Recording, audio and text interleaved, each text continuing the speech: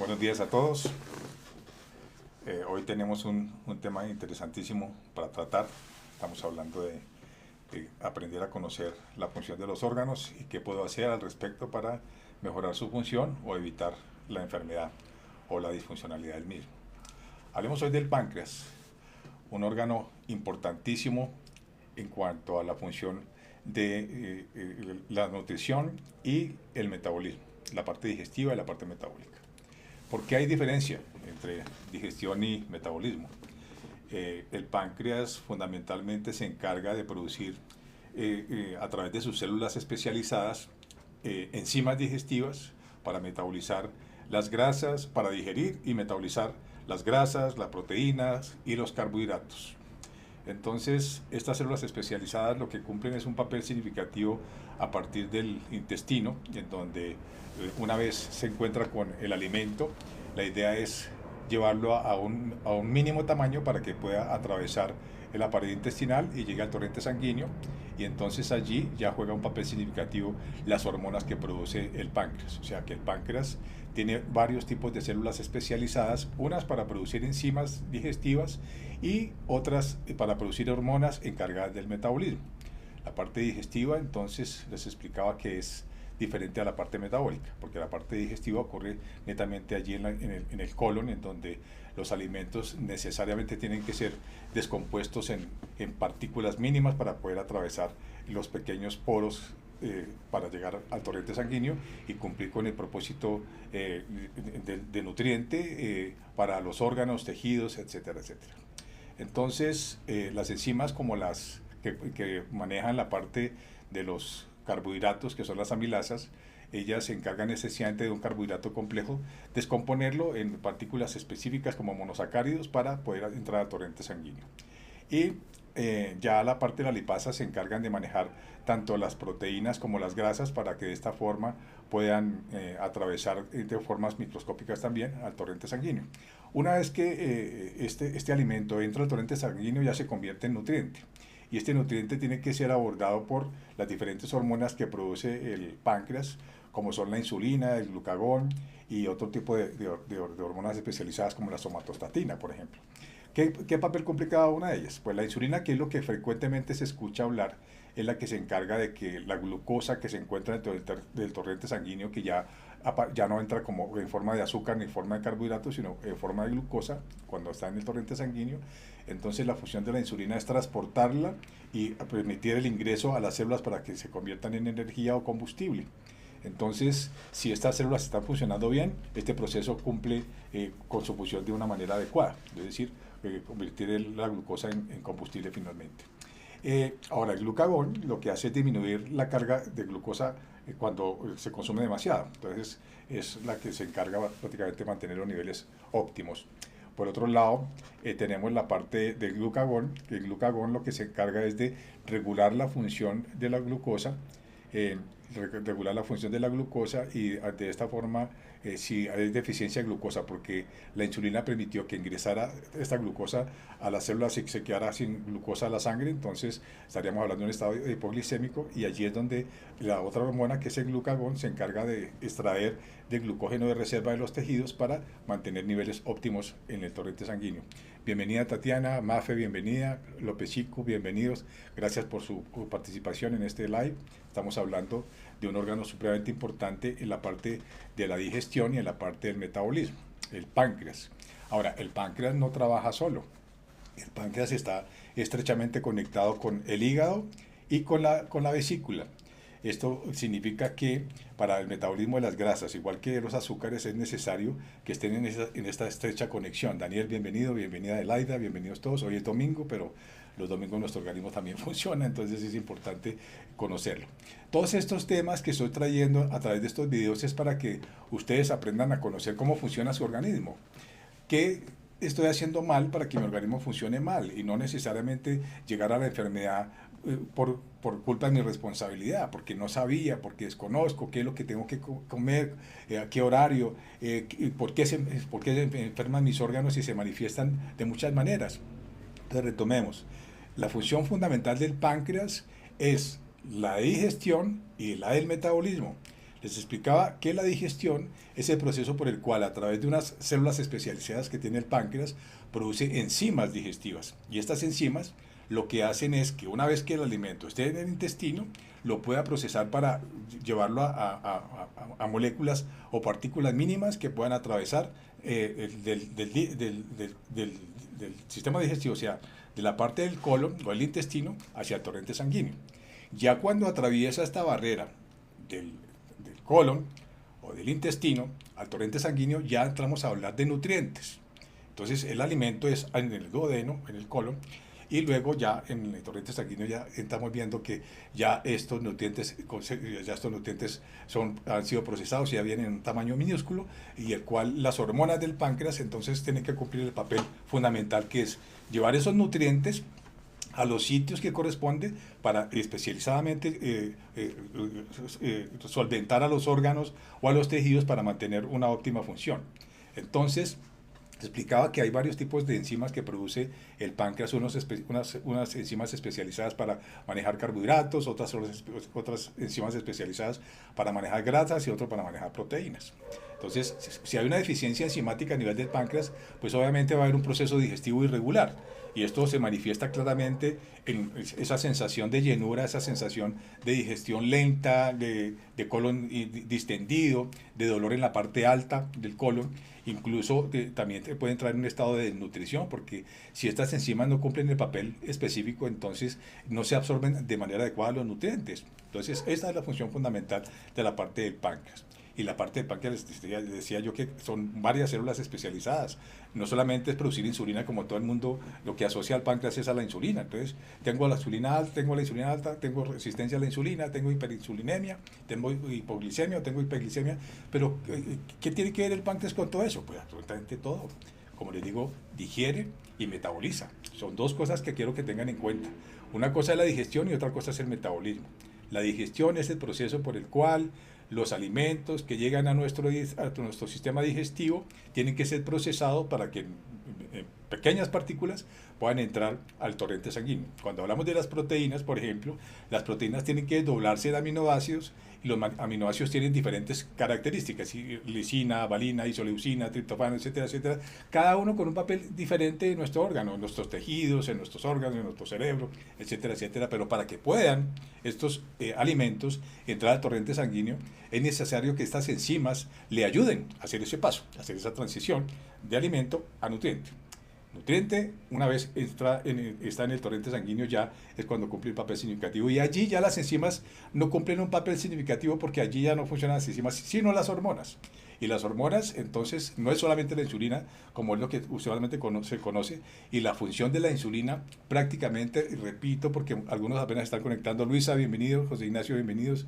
No estoy muy pendiente, porque estoy enfocado más bien en esta conversación. Entonces, de todas maneras, les agradezco que estén asistiendo. Una bendición para todos ustedes. Como les he insistido, estos temas de los videos que estoy transmitiendo se tratan es de que ustedes aprendan a conocer su cuerpo, a conocer sus órganos. ¿Qué es este órgano? ¿Para qué funciona? ¿Qué papel significativo tiene en mi salud? ¿Qué responsabilidad tengo yo en que ese órgano funcione bien o no funcione bien, de manera adecuada? Entonces, no se trata de llegar uno a extremos de una sintomatología, ir a consulta médica, y que el médico entonces más de un medicamento, pero no se corrigen las causas de por qué me puede estar ocurriendo esto. Obviamente que hay factores genéticos muy marcados, porque si se viene de un factor heredado de padres o abuelos diabéticos, pues obviamente yo voy a tener una de las células que están funcionando mal, y esta única de las células que producen la insulina, entonces puede ser defectuosas, o no producen insulina suficiente, no producen insulina, o la insulina que producen no es adecuada. Entonces allí es cuando hablamos de resistencia a la insulina. Insulina inadecuada significa que la insulina que produce el páncreas no es capaz de atravesar la glucosa hacia las células para producir energía. Ahí es cuando se habla de resistencia a la insulina. Es decir, que la insulina es como la llavecita que abre la puerta de la membrana celular para que la glucosa entre y cumpla con el papel específico de volverse combustible o ser útil de alguna otra forma. Pero entonces ahí hay que tener claro: resistencia a la insulina, hiperinsulinemia o baja producción de insulina.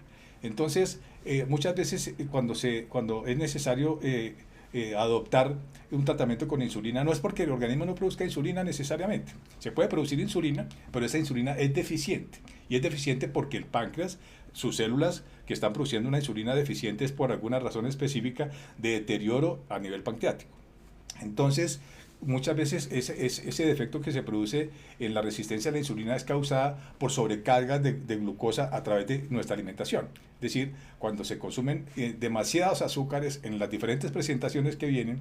Bienvenido Jairo, bienvenida María Alexander, bienvenido Jenny Bastidas, Denis, María Carrillo, bueno, todos sean bienvenidos, bendiciones para todos ustedes.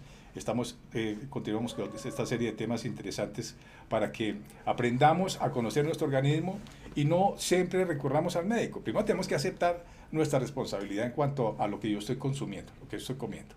Eso es claro. Entonces, si hablamos de los alimentos, para procesarlos a través de estas enzimas digestivas, para que entren de manera de nutriente, no podemos mencionar el azúcar, porque el azúcar no es un alimento, por lo tanto tampoco se va a convertir en un nutriente, va a elevar los niveles de glicemia, pero el azúcar no sirve para ser metabolizable como energía, como combustible, como muchos piensan, no es así. Entonces la glucosa elevada, los niveles elevados de glicemia, primero tienen que ver con que ustedes la consumieron más de la necesaria y consumieron la que no es adecuada. Entonces esa carga de azúcar que viene en las harinas, la fructosa, la lactosa, toda esta cantidad de jarabes de maíz de alta fructosa, la sacarosa, la sucralosa, todos estos edulcorantes artificiales no juegan un papel significativamente importante en el metabolismo, es decir, que se puedan utilizar como combustibles porque las enzimas allí realmente no la van a identificar como tal, entonces no va a haber ese proceso metabólico.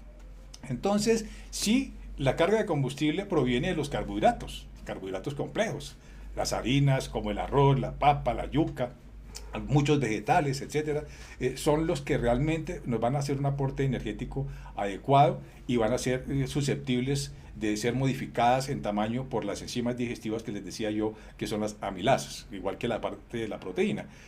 No es solamente el hígado el que maneja la proteína, como muchos piensan, por eso les digo que el páncreas está estrechamente vinculado con el hígado y con la vesícula biliar en cuanto al manejo y el procesamiento de las proteínas y de las grasas. Entonces no hay que responsabilizar solamente al hígado y muchos desconocían esa parte, que el páncreas juega un papel significativo en el procesamiento de las proteínas y de las grasas. Por esa razón a veces la digestión es tan mala y a veces la proteína no se tolera bien y las grasas no se metabolizan de manera adecuada. ¿Por qué? Por deficiencia enzimática. Y esa deficiencia enzimática, acuérdense que hablamos recientemente de la microbiota.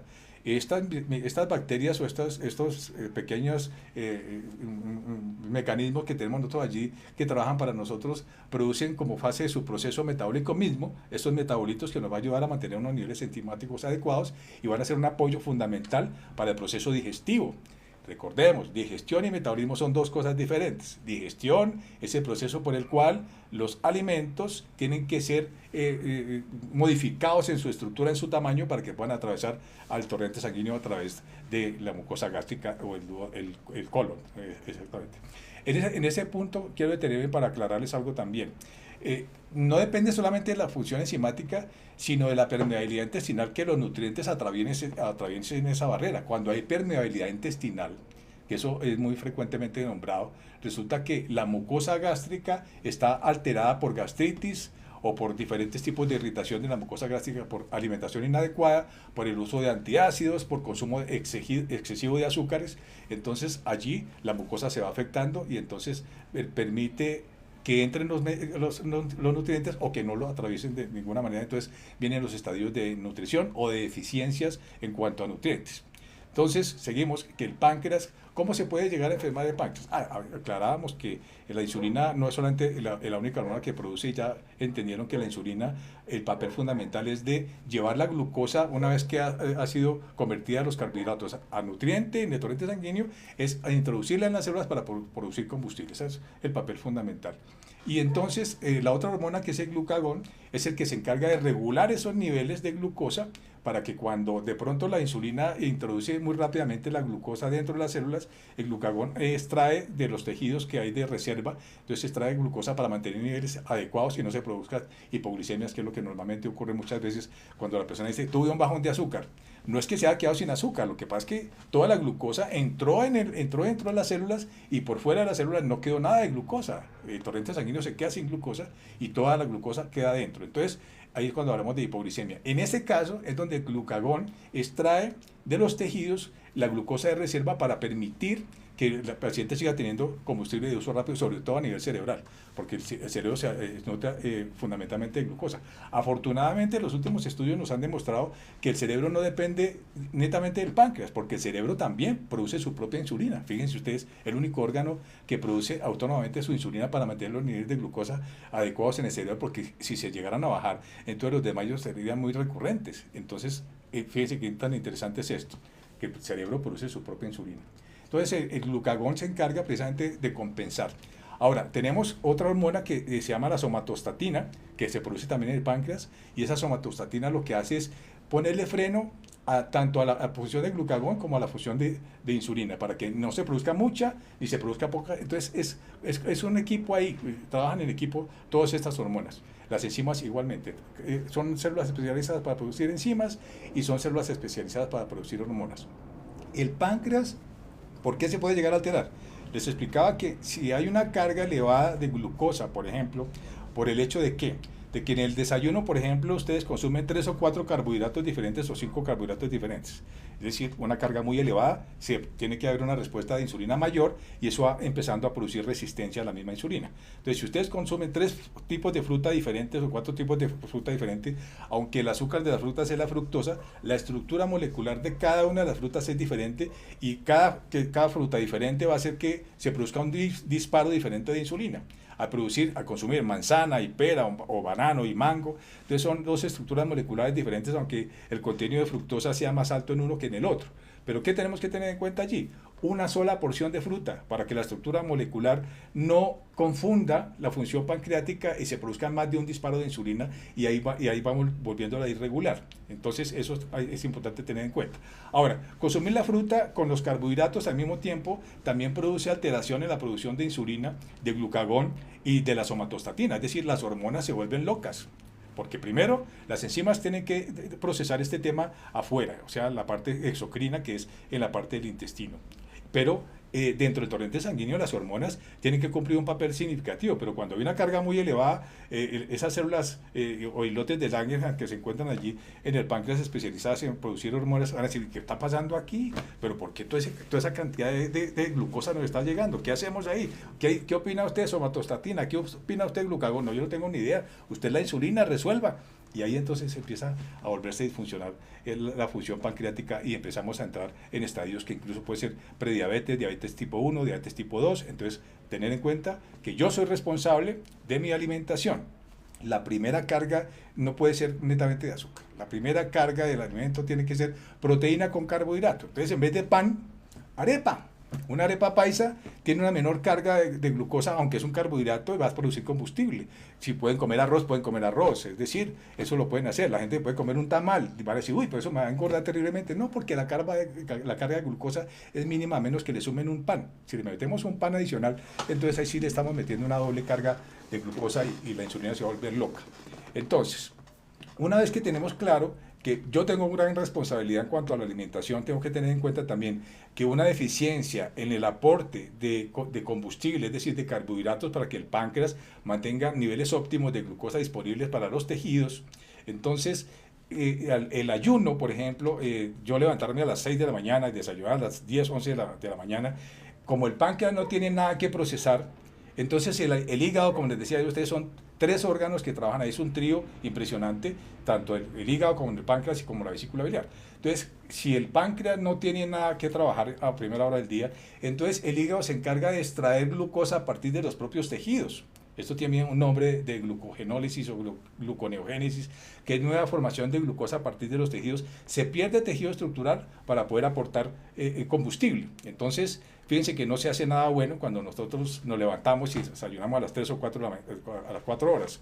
No es así porque es que nuestro organismo no espera, no dice el corazón o el cerebro, voy a dejar de funcionar mientras que fulanito Pedro Pérez a las 10 de la mañana nos da combustible. No es así, lo extrae de alguna forma y ahí empezamos a irregular, porque si el hígado empieza a cumplir un papel que le correspondería al páncreas, ya el páncreas empieza a volver disfuncional. Entonces, todos estos tips es importante tenerlos en cuenta, porque ¿qué responsabilidad tengo yo en eso? ¿Qué altera la función del páncreas? Porque es que, igual que el hígado forma hepatitis, se produce hepatitis, o sea, la inflamación. Esto depende que hayan factores proinflamatorios. Y los alimentos proinflamatorios son básicamente los que más contenido de azúcar tienen. Los conservantes, los preservantes, todos estos alimentos, los embutidos, todos estos alimentos vuelven disfuncional la parte inmunológica y se producen respuestas inflamatorias. Entonces, así como hay hepatitis, también hay pancreatitis. ¿Y por qué se produce la pancreatitis? Por lo que les acabo de explicar. Adicional a eso, la pancreatitis también da por el consumo de alcohol. Entonces, fíjense que el consumo de alcohol afecta a la microbiota, afecta a la función hepática y la función pancreática. Aunque el hígado puede durar muchísimo más tiempo manejando esas cargas de alcohol y de medicamentos. Entonces, los medicamentos influyen también. Todos los medicamentos tienen efectos adversos. Entonces, saber yo cuál medicamento me sirve o no me sirve, el médico usualmente no suele dar ese tipo de explicaciones. Vean ustedes, revisen los efectos adversos del medicamento que están tomando, a ver si es mejor yo responsabilizarme de lo que estoy haciendo mal en mi alimentación para que mi páncreas funcione bien y de esta forma evitar una prediabetes, una hipoglicemia, una diabetes tipo 1 o tipo 2. ¿Qué quiere decir esto? Que puede haber una hipoglicemia o una hiperglicemia, y esa hiperglicemia la manejan con un hipoglicémico, que es la metformina, supongamos eso. Pero es que barrer y seguirle echando agua, esa vaina no funciona bien. Entonces, si ustedes toman metformina y siguen consumiendo azúcar en las diferentes presentaciones, no están haciendo nada. Si la alimentación va mal, no están haciendo nada. Si hay resistencia a la insulina y no tienen una conducta de alimentación adecuada, porque muchas veces encuentro yo un paciente diabético comiendo pan o tomando gaseosa, y la respuesta del paciente es, no, pero yo me estoy aplicando la insulina juicioso. No, no es así. Hay que asumir la responsabilidad para que nuestros órganos funcionen de manera adecuada. Entonces, la inflamación hay que evitarla, la disfunción enzimática hay que evitarla, la disfunción en la función hormonal del páncreas en cuanto a la insulina, el glucagón y la somatostatina, depende mucho de que mi alimentación sea adecuada, y adecuada significa cumplir horarios. Eso es importante, para que otro órgano no se responsabilice lo que tiene que hacer el páncreas, como les decía, lo del hígado. Entonces, establezcan una hora de desayuno, establezcan una hora de almuerzo y establezcan una hora de comida antes de las 6 de la tarde. No es que van a comer y se van a acostar ahí mismo, porque queda una carga de alimento en el intestino y entonces el páncreas va a trabajar toda la noche mientras ustedes duermen y eso lo hace disfuncional. Bueno, cualquier pregunta que tengan, ahí vamos a seguir hablando, porque luego tenemos que abordar la parte del hígado. Recuerden entonces que el hígado no es el único responsable de metabolizar grasas y proteínas, el páncreas también se inflama, el páncreas también lo afecta, el consumo de licor, el consumo de excesos de azúcares, no solamente esto, porque es que las harinas, por ejemplo, se manifiestan no solamente por la disfunción en la parte de la insulina y de las enzimas digestivas, sino también de la formación de triglicéridos. Los triglicéridos no se forman por el consumo de grasas, sino de harinas. Ojo con eso, ahí les dejo ese trompo en la uña. El próximo video espero podamos hablar un poco sobre el hígado y vamos tocando más temas. Un abrazo para todos, gracias por su asistencia, y este video lo voy a subir para que lo tengan ustedes allí para consulta, y cualquier pregunta me lo pueden hacer directamente una vez suba el video. Gracias y un buen día para todos.